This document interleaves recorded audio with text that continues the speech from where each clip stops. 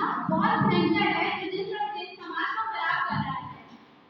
नशा एक ऐसा विषय है जो ना केवल एक परिवार बर्बाद करता है बल्कि पूरे समाज को प्रभावित करता है। अगर कोई व्यक्ति नशे का और आग्रह हो जाए किसी व्यक्ति का तो वो अमानवीय घटनाओं का भी शिकार हो सकता है, जैसे कि शोषण, बलात्कार, दुर्घटना ऐसी अमानवीय घटनाओं को शिकार हो सकता है। जहां एक तरफ हमारे प्रधानमंत्री श्री नरेंद्र मोदी जी युवाओं को संबोधित कर रहे हैं, विकसित राष्ट्र के निर्माण के लिए वो एक भारत की स्थिति लेके आ रहे हैं, वहां दूसरी ओर हमारा युवा नशा करके सामाजिक तौर पे भारत को कमजोर कर रहा है। ये एक बहुत गंभीर विषय हो चुका है। अगर हमारा युवा स्वस्थ रहेगा तभी तो राष्ट्र का निर्माण करेगा। तो एक युवा को स्वस्थ रहने के लिए नशे से दूर रहना पड़ेगा। इसी बात को गंभीरता से लेते हुए हमारे मध्य प्रदेश शासन ने 2 अक्टूबर 2022 को नशा मुक्ति अभियान की शुरुआत की। इसके सारे शासकीय संगठन, अशासकीय संगठन, धर्म गुरु, स्वयंसेवक सबने अपना सहयोग दिया और आगे बढ़ाया इसको।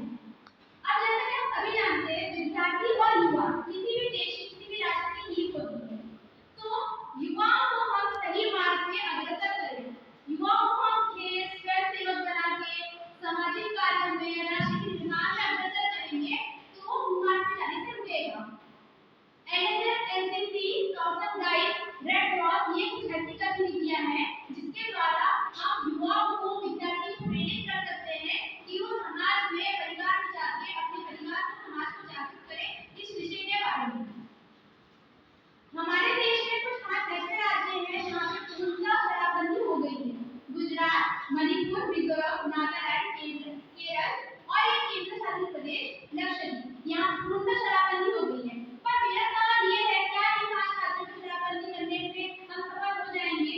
अगर इन 5 राज्यों में शराबबंदी है तो वहाँ का नागरिक किसी और राज्य में जाकर नशा कर सकता है, कहीं और जाकर नशा कर सकता है। तो पूरे राष्ट्र में शराबबंदी करना जरूरी है, नशे को रोकना जरूरी है। सरकार हर वर्ष, हर कुछ वर्षों में अपना निरंतर प्रयास कर रही है नशे को रोकने के लिए।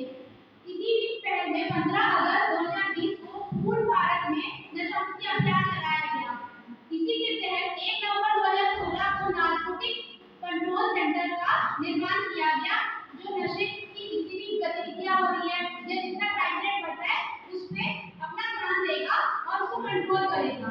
नारकोटिक्स कंट्रोल ब्यूरो के लिए जो फंडिंग आती है उसके लिए वित्तीय योजना को पूर्णतः शुरुआत की गई और सीजीआई डिपार्टमेंट के द्वारा न्यू सॉफ्टवेयर डेवलपमेंट किया गया जो डाटाबेस तैयार करेगा।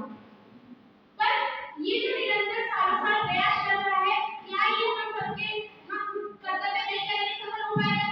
केंद्र सरकार के द्वारा हम सब नागरिकों को और सब युवाओं को अपना कर्तव्य देना पड़ेगा, तब ये सफल हो पाएगा। अब जो लोग नशे की विक्रेता है, जो नशा वितरित कर रहे हैं, वो गरीब व्यक्ति नहीं है। वो देश विदेशी गतिविधियों से आ रहे हैं, अपना सामान बेच रहे हैं और हमारे देश को तोड़ने की कोशिश कर रहे हैं। तो इसका हमें विरोध करना पड़ेगा, बहिष्कार करना पड़ेगा। मेरा नशे से ये तात्पर्य नहीं है कि अल्कोहल, तंबाकू, ड्रग्स, अल्कोहल ये सारी चीजें नशे में आती है और इसका बहिष्कार करना ही नशा मुक्ति का और बड़ा कदम है। इसको रोकने के लिए जो नशा बेच रहा है और उसको उपभोग दे रहा है, उस पे हमें गहरे कानून लगाने पड़ेंगे और नियंत्रित करना पड़ेगा, तभी ये रुक सकता है। अगर कोई युवा नशा से